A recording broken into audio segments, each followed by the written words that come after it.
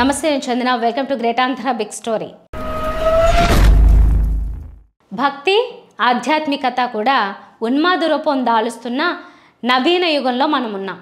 సాంకేతికత ఎంతగా కొత్త పుంతలు తొక్కుతూ జనజీవన సరళి ఎన్నెన్ని కొత్త హంగులు అద్దుకుంటుందో అనే భయాలు పుట్టిస్తున్న రోజుల్లోనే మూఢభక్తి అనేది అంతగా వెర్రి తలలు వేస్తూ పోతున్న రోజులివి. భక్తి, ఆధ్యాత్మికం, ఉన్మాదం అంటే కేవలం ఒక దేవుడి పట్ల భక్తితో ఒకే మతంలోని మరొక దేవుణ్ణి, మరొక మతానికి చెందిన దేవుణ్ణి దూషించడం మాత్రమే కాదు, ఒకే మతంలోని ఒక దేవుడి పట్ల అపరిమితంగా, అనుచితంగా ప్రదర్శించడం కూడా. తమకు తెలియకుండానే అలాంటి ఉన్మాదంలో అమాయకంగా చిక్కుకుపోయిన ప్రజలే మరణానంతరం వైకుంఠ ప్రాప్తి దక్కుతుందనే ఆశతో వైకుంఠ ద్వార దర్శనం కోసం ప్రయత్నిస్తూ పరమపదించారు. వీరిది అమాయకమైన ఉన్మాదం. ఒక్క భక్తిలోనే కాదు, అనేక రంగాల్లో ఇలాంటి అమాయక ఉన్మాదం ఒక అలవాటుగా మారిపోతున్నది. ఆ పోకడల మీద ఆలోచన రేకెత్తించే ప్రయత్నమే ఈ వారం గ్రేట్ ఆంధ్ర బిగ్ స్టోరీ, అమాయక ఉన్మాదం. వ్యక్తుల్లో ఉన్మాదం రకరకాలుగా ఉంటుంది. మతమో, ప్రాంతమో ఏదో ఒక పేరు చెప్పి రెచ్చిపోతూ ఉండే మానవ హననం సాగిస్తూ ఉండే ఉగ్రవాదులను, ప్రేమను అంగీకరించని కారణానికి అమ్మాయిలపై యాసిడ్ పోసేవారిని, తల్లిదండ్రులను చితక్కొట్టి వీధుల్లోకి గెంటేసేవారిని, ఇలా అనేక రకాలకు చెందిన వారిని కూడా ఉన్మాదులు అని మనం వ్యవహరిస్తూ ఉంటాం. అందువల్ల ఉన్మాదం అనేది చాలా తీవ్రమైన పదంగా, నిందగా, తిట్టుగా మనకు అనిపిస్తుంది. కానీ ముందే చెప్పుకున్నట్టు ఉన్మాదం అనేది రకరకాలుగా ఉంటుంది. అలాంటి వాటిల్లో అమాయక ఉన్మాదం కూడా ఒకటి. వీరికి ఉన్మాదం యొక్క తీవ్ర రూపాలు తెలియవు, కానీ ఉన్మాదుల మాదిరిగానే వ్యవహరిస్తారు. సాధారణ ఉన్మాదుల మాదిరిగా సంకుచిత స్వార్థ ప్రయోజనాలు వీరికి ఉండవు. అందుకే వీరిని అమాయక ఉన్మాదం అనే సరికొత్త వర్గంలో పరిగణించాలి. ఏ భావోద్వేగం అయినా సరే మోతాదుకు మించి వ్యక్తమైతే అది ఉన్మాదమే. ప్రేమ కావచ్చు, ద్వేషం కావచ్చు, చివరికి భక్తి కూడా కావచ్చు. ఆ భక్తి, ఉన్మాదం యొక్క వికృత ఫలాలు ఎలా ఉంటాయో ఇప్పుడు మనం చూసాం. తిరుమల వెంకటేశ్వర స్వామిని సరిగ్గా వైకుంఠ ఏకాదశి పర్వదినం నాడే దర్శించుకోవాలని, తద్వారా పురాణాలు, ఆధ్యాత్మిక గ్రంథాలు చెప్పే వైకుంఠ ప్రాప్తిని సునాయాసంగా దక్కించుకోవాలని అమాయకంగా నమ్మిన భక్తులు వాళ్ళు. అనూహ్యంగా జరిగిన తొక్కిసలాటలో తమ ప్రాణాలనే దేవుడికి బలిపెట్టారు.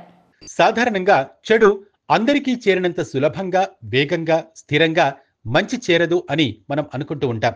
ఈ అమాయకపు భక్తి ఉన్మాదం విషయంలో కూడా అదే జరుగుతోందనే అభిప్రాయం కలుగుతోంది.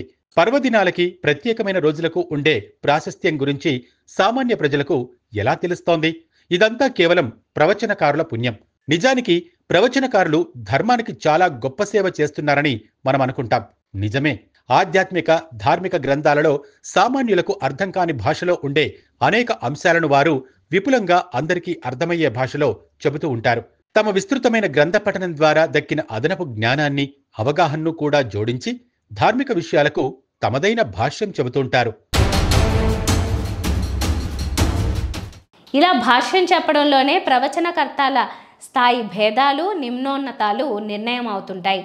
ఎందుకంటే ఒక గ్రంథంలో ఒక అంశం గురించి ఒక శ్లోకం ఉన్నప్పుడు దాని అర్థం, భావం ఎవరు చెప్పినా ఒకే రకంగా ఉంటాయి. అదే దాని అన్వయింపుల గురించి భాష్యం చెప్పే సమయంలో ప్రవచనకర్త యొక్క అవగాహన, జ్ఞాన సంపద వ్యక్తం అవుతుంది. వారు ఎంతటి రుజుమార్గంలో సమాజాన్ని తీసుకెళ్ళడానికి ప్రవచనం చెబుతున్నారో మనకి తెలిసి వస్తుంది. లాజిక్ అనే మాటకు అందని దుర్మార్గమైన పద్ధతిలో ధార్మిక విషయాలను చెప్పేవారు కొందరు ఉంటారు. వీరికి వైకుంఠ ఏకాదశి అంటూ పరమ పవిత్రంగా అందరూ అనుకునే ప్రత్యేకమైన రోజులే అక్కర్లేదు. ఏ రోజు వారు ప్రవచనం చెబుతున్నా సరే ఆ రోజుకు ఒక పవిత్రతను, ప్రత్యేకతను ఆపాదించేయగలరు. అంతటి ఔద్ధత్యం వారికి ఉంటుంది. వారు చెప్పే ప్రవచనాలు చాలా కామెడీగా ఉంటాయి. ఫర్ ఎగ్జాంపుల్ ఇలా సాగుతుంది. ఇవాళ పుష్కమాసం, కృష్ణపక్షం, చవితి తిథి. ఈ రోజుకు ప్రపంచంలో ఎవరికీ తెలియని ఒక ప్రత్యేకత ఉంది. ఇవాళ దాంపత్య సమస్యలను పరిష్కరించుకోవడానికి అద్భుతమైన మార్గం చూపించే రోజు. మీరు ఇవాళ తలస్నానం చేసి, ఆకుపచ్చ, ఎరుపు రంగులు కలిసి ఉన్న దుస్తులు ధరించి, శుభ్రమైన పత్తి నుంచి వడికిన నూలు దారం తీసుకుని, అడవి మామిడి చెట్టు మొదలు వద్ద నదీ జలంతో శుభ్రం చేసి, ఆ దారాన్ని పసుపులోనూ గంధంలోనూ తడిపి, ఆ చెట్టు మొదలు చుట్టూతా 401 చుట్లు చుడితే గనుక మీ దాంపత్యంలో ఉన్న సమస్యలన్నీ చిటికెలో మాయమైపోతాయి. అదే దారాన్ని స్వచ్ఛమైన ఆవు నెయ్యిలో కూడా తడిపి చుడితే గనక మీకున్న రుణబాధలు కూడా పూర్తిగా తొలగిపోతాయి. దాన్ని 401 కాకుండా 534 చుట్లు చుడితే గనుక మీ సంతానం విషయంలో వారి అభివృద్ధి దివ్యంగా ఉంటుంది. ఇలా ఎంత పొడవుగానైనా అల్లుకోవచ్చు. వారు చెప్పే ఏ ఒక్క సూచనకైనా సరే ఎందుకు అనే ప్రశ్నను సంధిస్తే వారి వద్ద సమాధానం ఉండదు.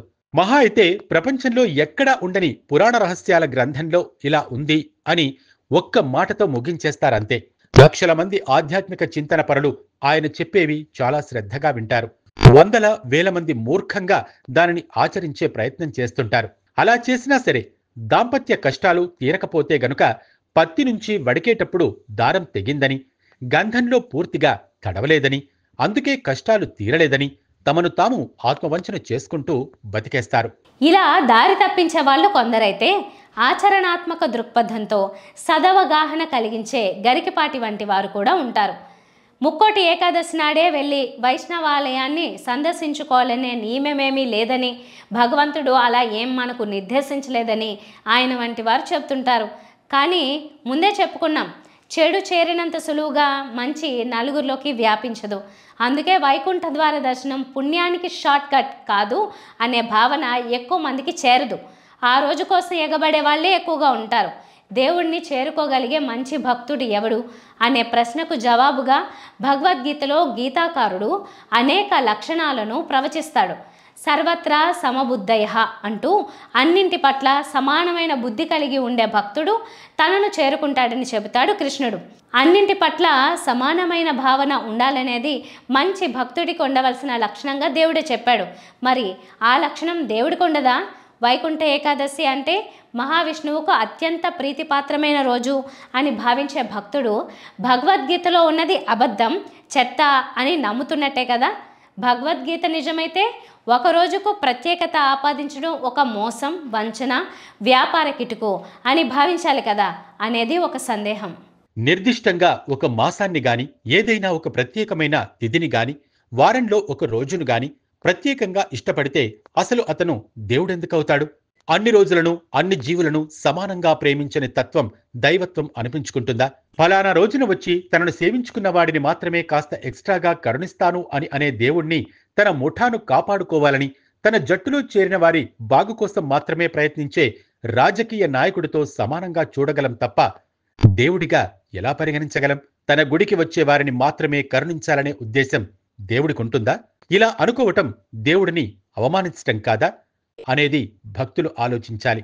గతి లేక గాని, వ్యవధి లేక గాని, నమ్మకమే లేకపోవటం వల్ల గాని జీవితంలో ఒక్కసారి కూడా దైవ దర్శనానికి, ఆలయానికి వెళ్ళని ఎంతో మంచివాడైన వ్యక్తి, తన పని తాను చేసుకుంటూ ఉండే వ్యక్తి, ఇతరులకు కించిస్తూ కీడు తలపెట్టని, పొల్లు మాటలాడని వ్యక్తి ఎక్కడైనా ఒక మారుమూల కుగ్రామంలో బతుకుతూ ఉంటే అతనికి ఎప్పటికీ మోక్షం రాదా? తన వద్దకొచ్చి ఎప్పుడు దర్శించుకోలేదు గనక అతడి మీద పగబట్టి దేవుడు నరకానికి పంపిస్తాడా? ఇలాంటి లాజిక్ను కూడా భక్తులు ఆలోచించుకోవాలి.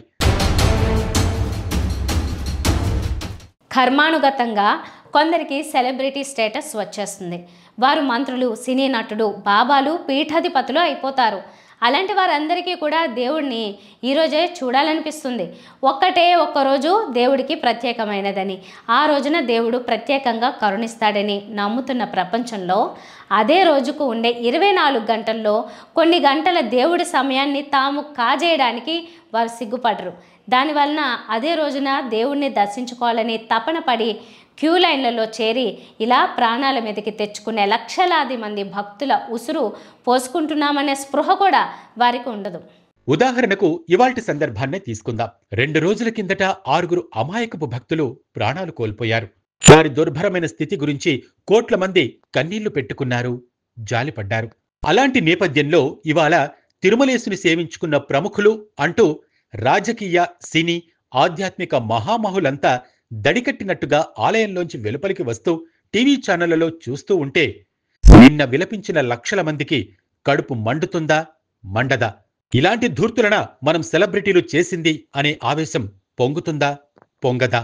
ఇంకో కోణంలో గమనిస్తే ఈ సెలబ్రిటీలు అనే బూటకపు అవకాశవాద భక్తులు తిరుమలేశునికి నిజమైన భక్తులే కాదు. స్పష్టమైన పదాలతో చెప్పాలంటే వీరు అవిశ్వాసులు. వైకుంఠ ఏకాదశి నాడు స్వామివారిని ఉత్తర ద్వారం గుండా వెళ్ళి దర్శించుకుంటే డైరెక్ట్ వైకుంఠ ప్రాప్తి అని కదా వారు నమ్ముతున్నారు. మరి ఒక ఏడాది అలా దర్శించుకున్న వారికి డైరెక్ట్ వైకుంఠం వెళ్ళడానికి టికెట్ కన్ఫర్మ్ అయినట్లే కదా. మళ్ళీ మరో సంవత్సరం వారు అదే రోజున దర్శనానికి ఎందుకు వస్తున్నట్టు? అంటే ఒకసారి వైకుంఠ ద్వారం ద్వారా వెళ్ళినంత మాత్రాన వైకుంఠం దక్కుతుందని వారికి కూడా నమ్మకం లేదు. వీరైన ప్రతిసారి వెళ్తే ఏదో ఒకటి వర్కౌట్ అవుతుందని ఆశ. వీరి దేవుణ్ణి పరిశుద్ధమైన మనసుతో నమ్ముతున్నారని ఎలా అనుకోగలం? ఇలాంటి వారికి ఖచ్చితంగా అమాయక ఉన్మాద భక్తుల ఉసురు తగులుతుంది. ఇలాంటి అమాయక ఉన్మాదం కేవలం ఒక్క భక్తి విషయంలో మాత్రమే కాదు, ఇంకా అనేక రంగాల్లో మనకు కనిపిస్తుంటుంది. సినిమాల కోసం ఎగబడ్డం కూడా ఇలాంటిదే. రాజకీయ సభలకు ఎగబడ్డం కూడా ఇలాంటిదే. పవన్ కళ్యాణ్ సభ పెడితే ఎగబడి వచ్చే ప్రయత్నంలో 2 చచ్చిపోయారు. పుష్ప సినిమా కోసం ఎగబడి ఒక ఆమె అసువులు బాసింది. పెద్ద వివాదమే అయ్యింది. ఇవాళ తిరుమల దేవుడి వైకుంఠ ద్వార దర్శనం కోసం ఏకంగా 6 చనిపోయారు గనుక ఇది పెద్దదిగా లెక్క తేలి ఇంతగా చర్చకు వస్తోంది. కాకపోతే ఇవన్నీ కూడా ఒకే రకమైన అమాయకపు ఉన్మాదాలు. సినిమా సంగతే తీసుకుందాం. ఒక సినిమాను భారీ అనే ముసుగులో 3 నుంచి 3.5 సంవత్సరాల పాటు తీస్తూనే ఉన్నారు. అన్ని సంవత్సరాల పాటు దానికోసం ఎదురు చూసిన అభిమాన గణాలు విడుదల తేదీ ప్రకటించిన తర్వాత మరో 10 రోజులు నిరీక్షించలేరా? బెనిఫిట్ షోనే చూస్తే తప్ప వారికి ఆ సినిమా చూసినట్టు అనిపించదా? బెనిఫిట్ షోలకు ఎగబడి ప్రాణాల మీదకు తెచ్చుకోవడం ఎందుకు?